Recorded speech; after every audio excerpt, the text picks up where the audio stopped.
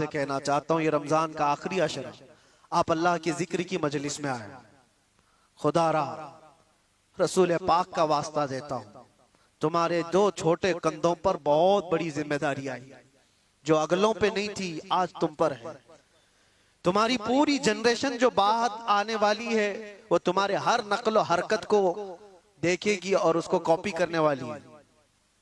तुम बुज़दिल रहोगे तो नस्लें बुज़दिल होगी, तुम गुनहगार अय्याश रहोगे तो तुम्हारी नस्लें इसी तरह से पैरोकार बन जाएंगी। तुम्हारे इन कंधों पर बहुत बड़ी जिम्मेदारी है। क्या मेरे मुस्तफ़ा करीम सल्लल्लाहु अलैहि वसल्लम से इतनी मोहब्बत भी नहीं है तुम्हें कि अपने ऐशो इशरत को ठोकर मारे हम?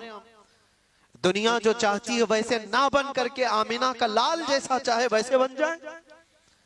क्या इतनी चीज कुर्बानी हम नहीं दे सकते इस दौर में, जहां लोग तुम्हारे रब पर सवाल करें, कुरान पाक को जला दिया जाए, तुम्हारे बुजुर्गों की कब्रें उखाड़ने की बात हो, अब बचा क्या तुम्हारे उन्हें? क्या ये दौर तुम्हारे ताश के पत्तों पर बैठने का दौर है? क्या ये दौर तुम्हारे शराब पीने का और जुआ खेलने का दौर है? क्या ये दौर तुम्हारा पूरा 24 घंटे इंटरनेट पर गेम खेलने का वक्त है? तुमसे सवाल होगा हर घड़ी के बारे में, हर लम्हे के बारे में सवाल होगा। और एक बात ये भी याद रखो, अल्लाह के नबी सल्लल्लाहु अलैहि वसल्लम फरमाते हैं, कुल्लुकुम राइन व कुल्लुकुम मसऊलुन अन रिअयतिहि। तुम में से हर आदमी निगहबान है, जैसे चरवाहा अपनी बकरियों का निगहबान होता है, तुम में से हर आदमी निगहबान है और हर आदमी से उसके नीचे रहने वालों के बारे में पूछा जाएगा क़यामत के दिन। तेरी औलाद क्यों बिगड़ी?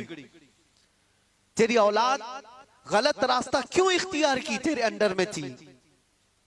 तुम्हारी बहनें, तुम्हारी बीवियां, तुम्हारी बच्चियां, ये तुम्हारे मातहत हैं, तुम इनके मसूल हो, इनके जिम्मेदार हो। इनके गलत कदम का भी तुम्हें जवाब देना पड़ेगा। माहौल को बनाने के लिए तुम्हारे पास बहुत सारी चीजें हैं। उठो वो गर न हश्र न होगा फिर कभी, दौड़ो के जमाना चाल अपनी चल गया। इसीलिए इन फितनों के दौर में एक ही जगह से रोशनी मिलती है, वो गुंबद खजरा से। एक बात याद रखना मेरे अजीजों, दुनिया जिसको दिखाने के लिए कर रही होती है ना, वो दुनिया उनको देखती भी नहीं। जिसको दिखाने के लिए लोग कुछ चीजें कर रहे होते हैं, बहुत सारे लोग हैं, पूछा कि ये इतने नाक नक्शे ये सारी चीजें तेरे चेंज हो गया, होलिया बदल गया? कहा मैं फलां का फैन हूं, एक्टर का, एक्ट्रेस का, पता नहीं किसका किसका फैन है, उसी की तरह सब कुछ बनाना। लेकिन मैं उनसे पूछता हूं, जिसकी तुम नकलो हरकत कर रहे हो, जिसकी कॉपी कर रहे हो, क्या वो तुझे देख रहा है? क्या वो तुम्हें देख रहा है? वो देख करके कभी खुश हो रहा है, कभी तेरी खैरियत पूछा? लेकिन कसम रब्बे जुल जलाल की, पूरी कायनात के चप्पे में कहीं पर भी रहो, मेरे मुस्तफा के अखलाक पर जो अमल कर रहा है वो ताजदारे मदीना उसे देख रहे हैं, वो उसे देख भी रहे हैं और फख्र भी कर रहे हैं। और ये भी फरमाया बुजुर्गों ने, हुजूर की सुन्नतों पर चलने वाला, दुनिया के ताने बर्दाश्त करने वाला, लोगों की गालियां सुन सुन करके जीने वाला, लोग उसको दकियानूसी कहते हैं, फंडामेंटलिस्ट कहते हैं, पुराने ख्यालात का कहते हैं, सब तरह की चीजें बर्दाश्त करता रहा, लेकिन अपने होलियों को चेंज नहीं किया, अपनी तालीमात को नहीं चेंज किया, कुछ नहीं बदला। थका हारा गालियां खाकर जिस दिन उसका इंतकाल होता है, बुजुर्गों ने फरमाया, रसूल पाक सल्लल्लाहु तआला अलैहि वसल्लम उसके कब्र में आने से पहले तशरीफ लाते हैं और मुनकर नकीर से कहते हैं, जरा आहिस्ता से सवाल करना, बड़ा थक करके मेरा गुलाम आ रहा है, मैं मरूं तो मेरे आका या मलाइका से कहना से कोई मत जगाना, अभी आंख लग गई है, जिंदगी गुजारो तो वो गुजारो।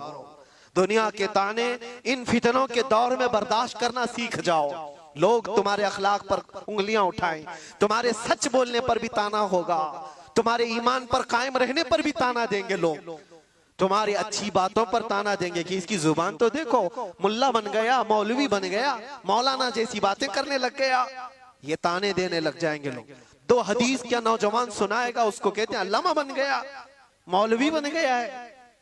ये दौर अल्लाह के नबी सल्लल्लाहु अलैहि वसल्लम ने हदीस पाक में फरमाया, इतना ही नहीं कि मौलवी मौलाना कहकर के ताना देंगे, ऐसा देखेंगे जैसे एक जिना करने वाले को देखा जाता है।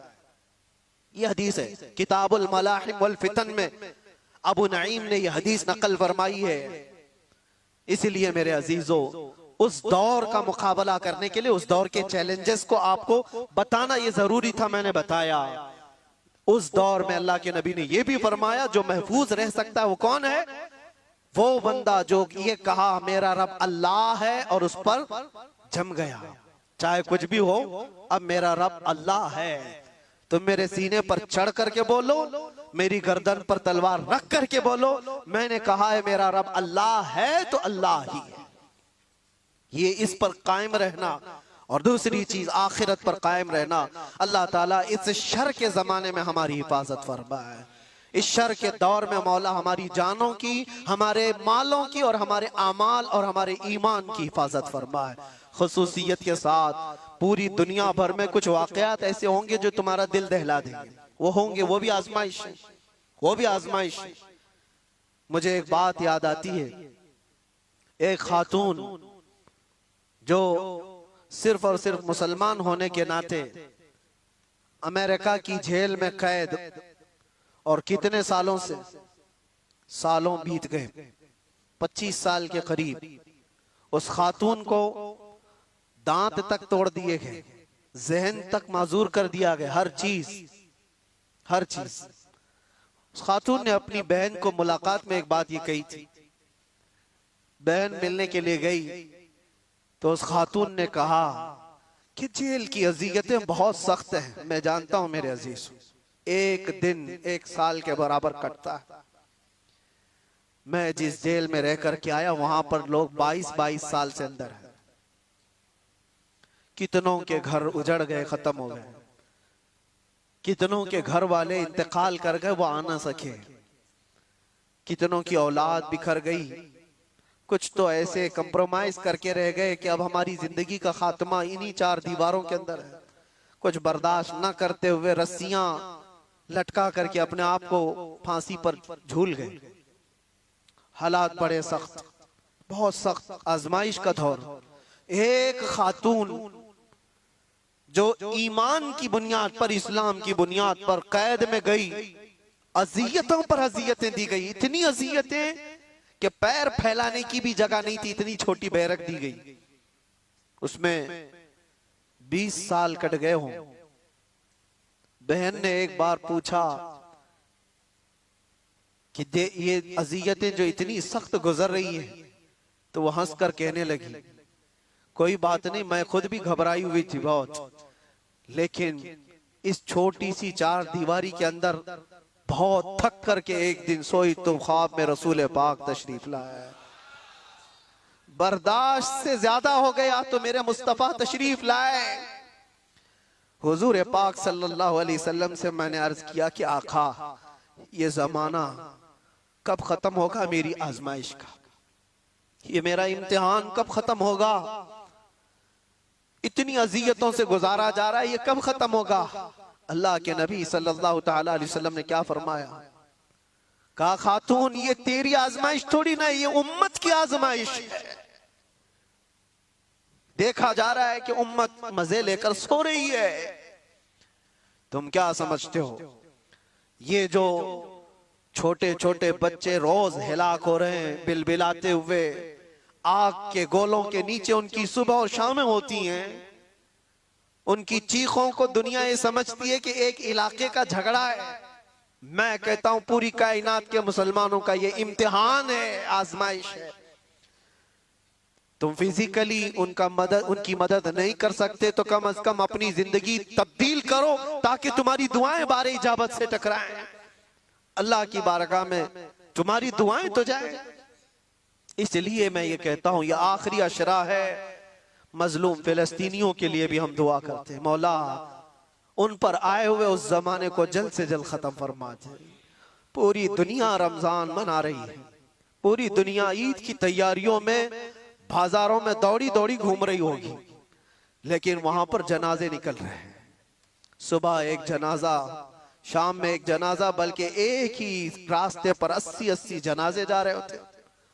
मैं कभी सोचता हूं उनके घरों पर ईद कैसे आती है, उनके घरों पर इफ्तार और सहरी कैसे आती है, रमजान कैसे है। लेकिन इन सब हालात के बावजूद जो खबरें आती हैं कि ना वो अजान में कम हुए हैं ना नमाज में,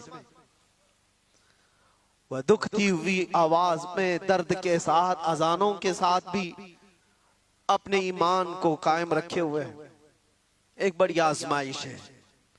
मैं इसलिए जज्बात में बोलता हूं कि दर्द होता है, तकलीफ होती है। मेरे आका सल्लल्लाहु अलैहि वसल्लम ने फरमाया,